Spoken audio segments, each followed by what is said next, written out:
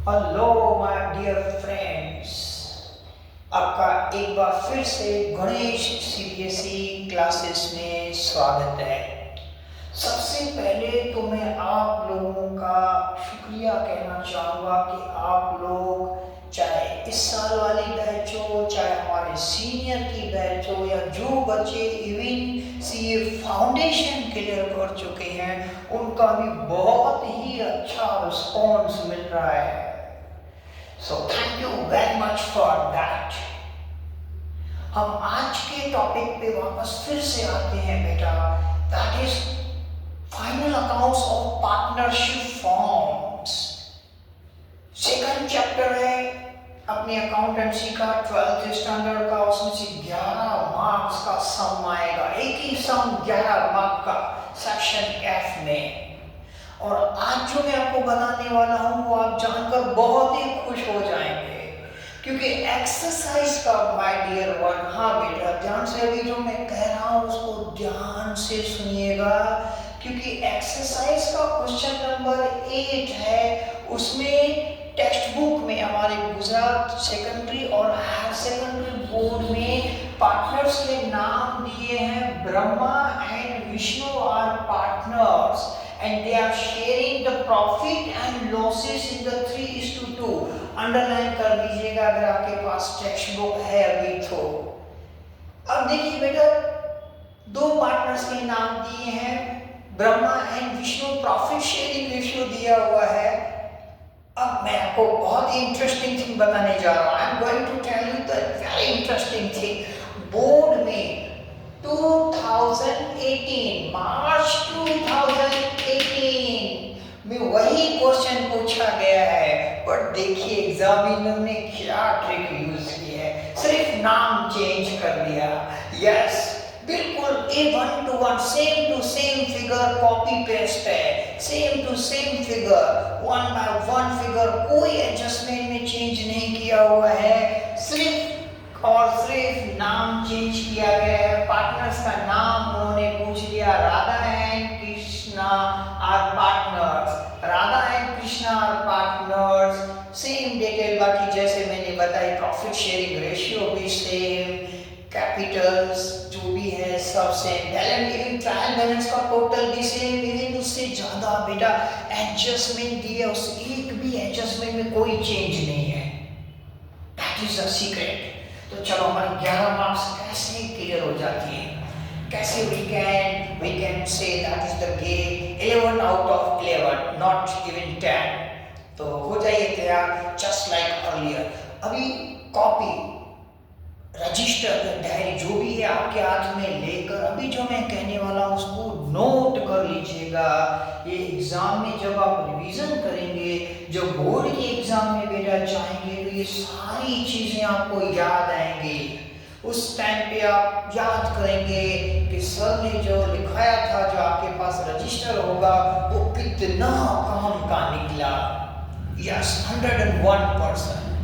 बेटा trial balance किया मैंने पूरा स्कैन करके, पूरा इजी तरीके से एक एक पॉइंट को समझ के उसको इजी वे प्रेजेंट किया है।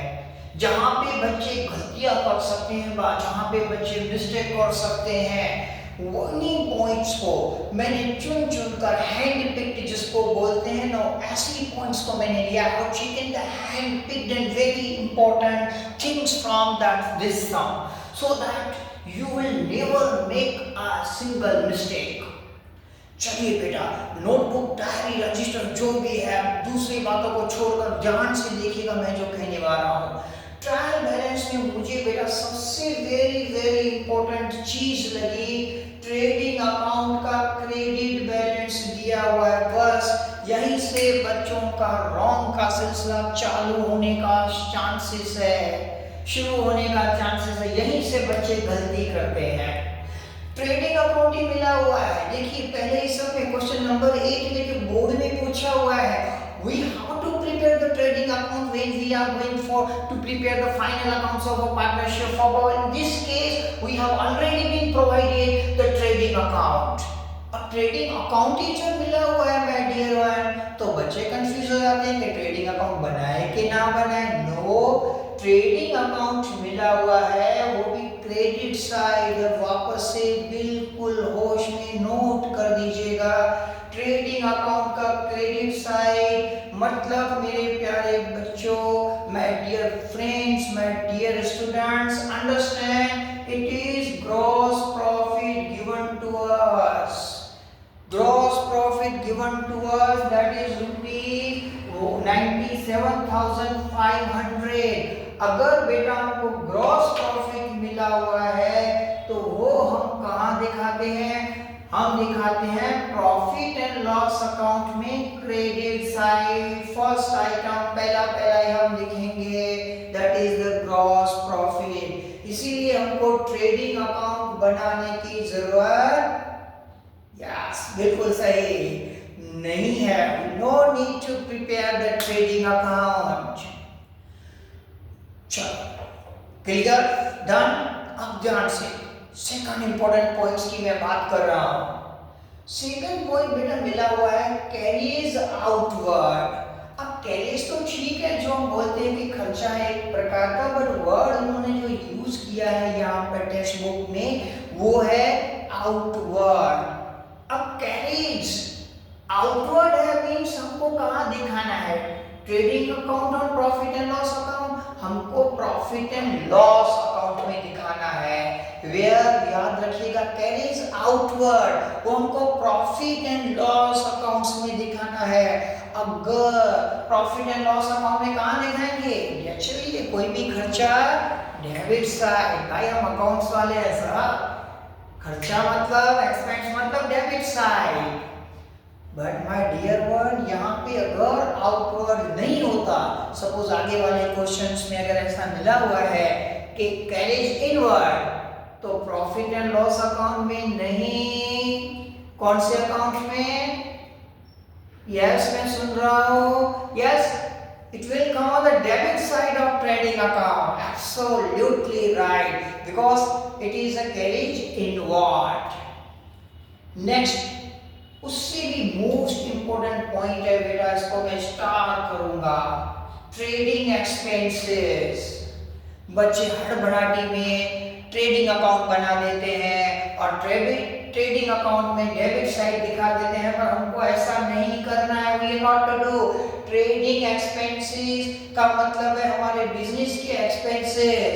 बिजनेस के जितने भी एक्सपेंसेस होते हैं बेटा वो कहाँ दिखाते हैं? Where we are showing here we will show on the profit and loss account debit side. But word जो यूज किया गया है ना, बहुत ही सोच समझ के यूज किया गया है, ट्रिकी वर्ड यूज किया है ताकि हमारे छोटे से बच्चे, प्यारे से बच्चे ट्रैप में फंस जाएं। ठीक है, तो ट्रेडिंग एक्सपेंसेस है वो प्रॉफिट एंड लॉस अकाउंट्स में आएंगे, डेबिट साइड, ना के ट्रेडिंग अकाउंट में। ये तीन चीजें बहुत ही इंपॉर्टेंट थी। चौथी जो है स्टॉक मिला हुआ है। अब कितना देखिए कंफ्यूज करने की कोशिश की गई है। They have given us the stock, not stock, but they have given the date, that is the 31 March 2017। याद रखो बेटा, जब यहाँ पे ईयर की एंड हमको फाइनल अकाउंट्स बनाने हैं 31 मार्च 2017 के, और उसी दिन का मतलब आखिरी दिन का जो अगर हमको स्टॉक मिला हुआ है तो ये कौन सा स्टॉक होना चाहिए? ओपनिंग स्टॉक या closing stock? Yes my dear one, it will be closing stock. अगर क्लोजिंग स्टॉक बेटा याद रखो, अगर क्लोजिंग स्टॉक ट्रायल बैलेंस में मिला हुआ है, यस बेटा, तो क्लोजिंग स्टॉक जो है जैसे आपने बोला इसको हम क्लोजिंग स्टॉक बोलेंगे, और क्लोजिंग स्टॉक अगर ट्रायल बैलेंस में दिया हुआ है तो उसका सिर्फ एक ही इफेक्ट आएगा, दो इफेक्ट नहीं, यहाँ एक ही इफेक्ट। कहाँ पे? बैलेंस शीट में एसेट साइड्स। बैलेंस शीट में माय डियर वंस लिखेंगे एसेट साइड्स क्लोजिंग स्टॉक करके, व्हाटएवर अमाउंट इज गिवन 73,000। अब बढ़ते हैं, नाउ वी आर गोइंग, जिससे बच्चों को बहुत ही डर लगता है। अब समझ गए मैं किसकी बात कर रहा हूं? Talking about what? Yes, adjustments. Adjustment से बहुत सारे बच्चे, लगभग मैंने देखा है मतलब अटेम्प्ट करने से डरते हैं या तो फिर करते हैं तो फिर गड़बड़ हो जाती है। तो देखिए, now we are going to solve that adjustment in a simple manner. पूरा कंसेप्ट बेटा बेसिक से सीखना है, बेसिक से लेकर एडवांस तक जाना है, क्योंकि हमारी जर्नी 11th में पूरी नहीं हो रही है, हमारी जर्नी 12th में पूरी नहीं हो रही है, हमारी जर्नी तो एक प्रोफेशनल अचीवमेंट, प्रोफेशनल कोर्स करके प्रोफेशनल कैरियर बनाने के बाद ही पूरी करनी है। यस और नो? Yes, very good. चलिए, पहली एडजस्टमेंट है, provide 6% depreciation on machine and 20% on furniture and fixture. My dear one, 6% depreciation हमको मशीनरी पे फाइंड करना है। मशीनरी की वैल्यू ट्रायल बैलेंस में मिली हुई है हमको 50,000 का बेटा अगर डेप्रिसिएशन फाइंड करेंगे 6% के हिसाब से तो दैट विल कम 3,000। अब उसके दो इफेक्ट आएंगे। डेप्रिसिएशन इज एक्सपेंस और प्रॉफिट एंड लॉस अकाउंट में डेबिट साइड दिखा देंगे 3,000, डेप्रिसिएशन ऑन मशीनरी 3,000। दूसरा 3,000 कहाँ दिखाएंगे? बैलेंस शीट में my dear one, asset side में मशीनरी को पहले इनर कॉलम में लिखेंगे 50,000, उसमें से 3,000 डेप्रिसिएशन को कट करेंगे, नेट अमाउंट आउटर कॉलम में लिखेंगे 47,000। सेम डेप्रिसिएशन हमको फर्नीचर और फिक्सचर पे काउंट करना है, बट यहाँ परसेंटेज बहुत बड़ा है 20%। फर्नीचर और फिक्सचर की बेटा वैल्यू कितनी मिली हुई है? 5,000 का बेटा अगर 20% आप करेंगे दैट विल कम 1,000। तो उसके भी दो इफेक्ट आएंगे। One effect profit and loss account debit side, very good. दूसरा इफेक्ट बैलेंस शीट में कहाँ पे? जल्दी से, yes, asset side. Asset side furniture और फिक्सचर में प्लस करेंगे या minus? Oh my God, what smart है सबके सब। You are telling that minus, you are right, we have to minus, हमको सब्ट्रैक्ट करके आउटर कॉलम में दिखाना है 4,000। डन। चलिए बेटा, यहाँ पे हमने क्वेश्चन नंबर 8 में जो ट्रायल बैलेंस की पॉइंट्स थी उसको समझा। एडजस्टमेंट, सिर्फ 2 एडजस्टमेंट समझी। आगे वाले लेक्चर में बेटा क्वेश्चन 8 की बाकी वाली एडजस्टमेंट समझेंगे और बिल्कुल बेसिक से हम एडवांस तक समझेंगे। अगर एक बार, 2 बार, 10 बार भी आपको नहीं आया तो मैं समझाऊंगा, पर मेरे साथ जुड़े रहेंगे।